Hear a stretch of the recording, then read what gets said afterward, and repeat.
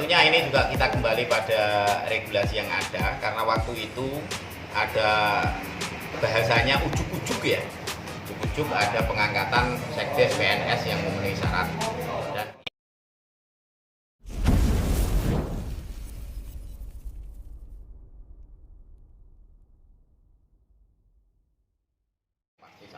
oleh karena itu kebutuhan akan perangkat desa adalah sebuah keniscayaan untuk itu pemerintah desa.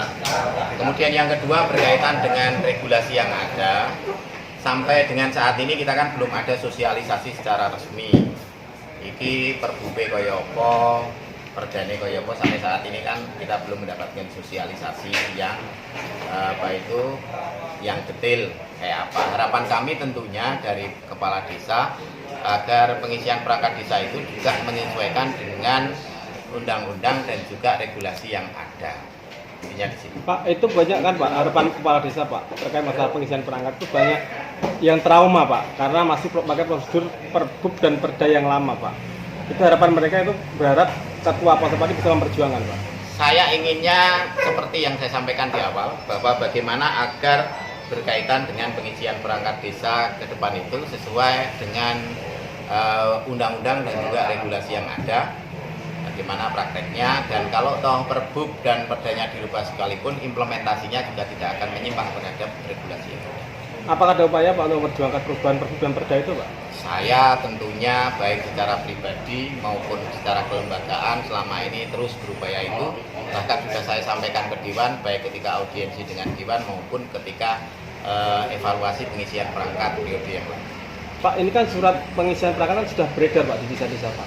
Dan berharap agar kepala desa ini segera mengirimkan. Nah, mungkin seperti yang tadi bilang lagi Pak, Ketua Posapati sendiri belum tahu kan, belum paham terkait masalah perda-perda itu Pak. Betul, jadi yang dipakai dasar pengisiannya itu Perbub nomor berapa, itu sampai saat ini kan belum disampaikan. Pak, batas-batas sendiri Pak, terkait masalah Perbub dan Perda itu Pak, kapan dengan akan melakukan pengecekan? Saya akan menunggu berkaitan dengan sosialisasinya secara resmi, karena sampai saat ini belum pernah secara resmi diajak untuk sosialisasi. Pak, tambah secara berkaitan Dengan pengisian perangkat desa itu dan kewenangan sesuai dengan undang-undang dan juga regulasi yang sesuai dengan amanat undang-undang. karena yang mengangkat itu kan bukan bupati Pak, kepala desa terkait. Ya. Jadi selama ini kan kepala desa pada mengeluh terkait hal itu. Ya. Tetapi satu hal yang pasti kami juga paham kalau toh kepala desa juga semena-mena pasti akan dengan guyo-guyo habis, ya kan?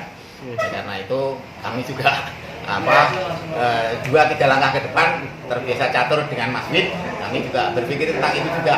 Bagaimana teman-teman kepala desa juga selamat, hasilnya juga betul-betul proporsional dan profesional. Pak, ini kan banyak puluhan kepala desa yang juga mengajukan Pak. Mungkin langkah jenengan terkait masalah itu gimana Pak? Tentunya menyesuaikan dengan kondisi desa masing-masing. Kalaulah mereka masih bisa melaksanakan pelayanan masyarakat dan juga melaksanakan pemerintahan desa secara maksimal, tentunya itu bukan sebuah masalah. Ada bedanya nggak antara perangkat desa dan perangkat daerah? Karena ada perangkat daerah yang tertinggal di desa, PNS lah gitu aja, sekdes. Nah ini kan menjadi timbul pertanyaan bagi teman-teman media. Apakah sekdes PNS itu tadi termasuk perangkat desa atau perangkat daerah? Mohon penjelasan. Tentunya ini juga kita kembali pada regulasi yang ada, karena waktu itu ada bahasanya ujuk-ujuk ya.